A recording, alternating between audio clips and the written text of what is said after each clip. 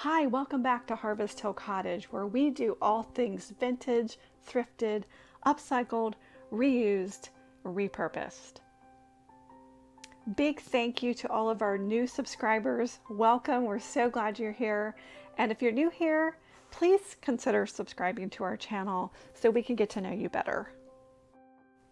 I've got some fun upcycling projects for you today involving cabinet doors. This is our new home that we purchased last year. This is the kitchen that we demolished and renovated. But I salvaged those cabinet doors because we upcyclers know that you don't throw anything away. So today we're going to upcycle some cabinet doors. So let's get started by removing the hardware. Remove any of the hinges, doorknobs, any of the hardware needs to come off. Then give your cabinet doors a good cleaning. You want to use a degreaser because cabinet doors in the kitchen can be real nasty. Next, you're going to want to fill the holes with some wood filler. This is my favorite, Elmer's wood filler. Comes in white or natural wood. It's paintable, it's sandable, it doesn't shrink or crack.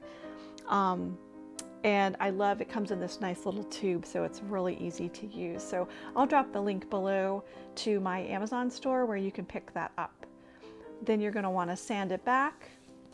Just give the whole cabinet door a nice scuff sanding, and then you're ready to paint.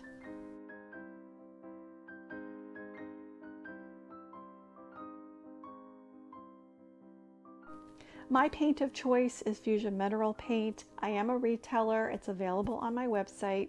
And the reason I love it so much is because it does have a built-in top coat and zero VOCs. It's virtually odorless and the coverage is phenomenal. I chose the brand new color from Fusion called Blue Pine for my first project, and I just went ahead and put it on the outside area of the door because I'm going to turn the inside panel into a chalkboard. I do always keep my eyes open for cabinet doors at thrift stores. If you have a Habitat for Humanity restore near you, you can almost always find cabinet doors there, and they're usually super affordable.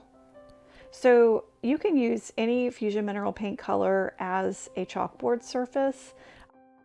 Here I'm using the color Ash from Fusion Mineral Paint, and I did have to put on 3 layers because of that bright white surface that I'm covering, and I wanted it to be super durable for use as a chalkboard. Because of that built-in top coat, it's just perfect for a chalkboard surface.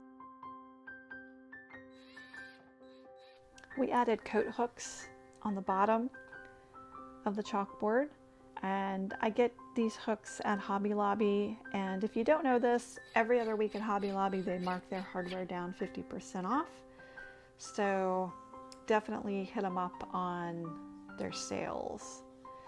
Then you want to season your chalkboard with a layer of chalk like you see me doing here. It just sort of breaks in the chalkboard, and then it helps your chalk to erase in the future and not leave marks. So put chalk all over and then just wipe it back, and you've got a nice seasoned chalkboard that is super usable and super durable. And again, you can use any Fusion Mineral Paint color to make yourself a chalkboard.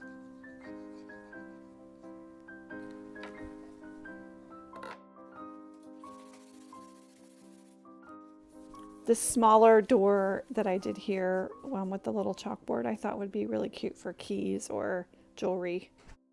Aren't they just so cute and fun? So cottagey. Or farmhouse. So cute.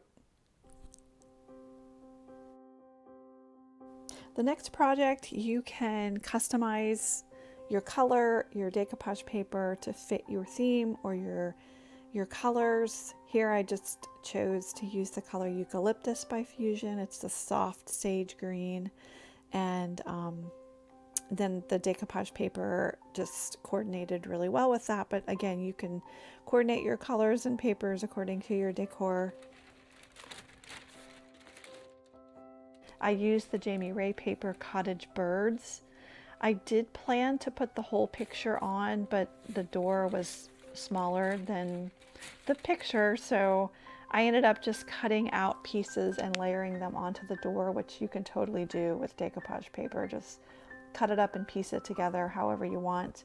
And to soften the edges of your paper, just wet it with a damp paintbrush and then just rip the moist paper off so you have a nice kind of vintage looking edge to your paper.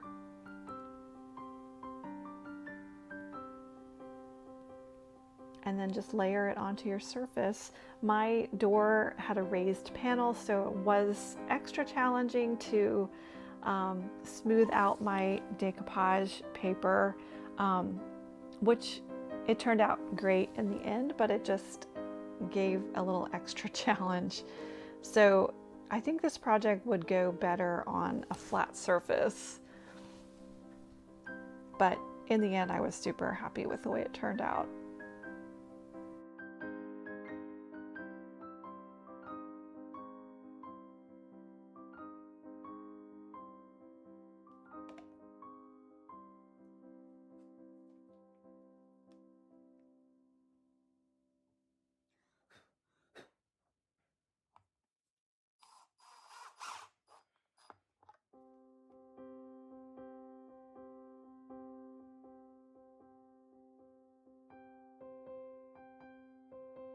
The final project was a cabinet door panel that I found at an old thrift store, and I just wanted to turn it into a really pretty piece of art.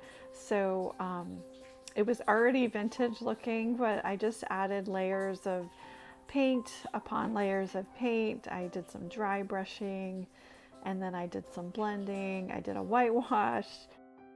I actually didn't have a real plan on this one. I just sort of went with it, and sometimes those projects turn out the best, to be honest with you.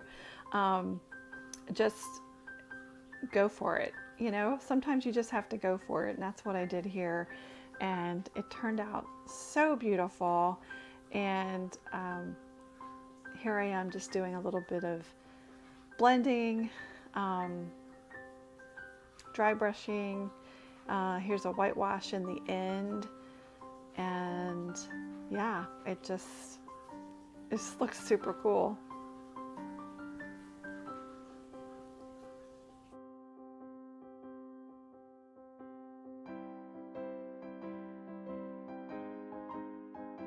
Then I just added some pretty wildflowers from one of my favorite transfers from Iron Orchid Designs called Wander.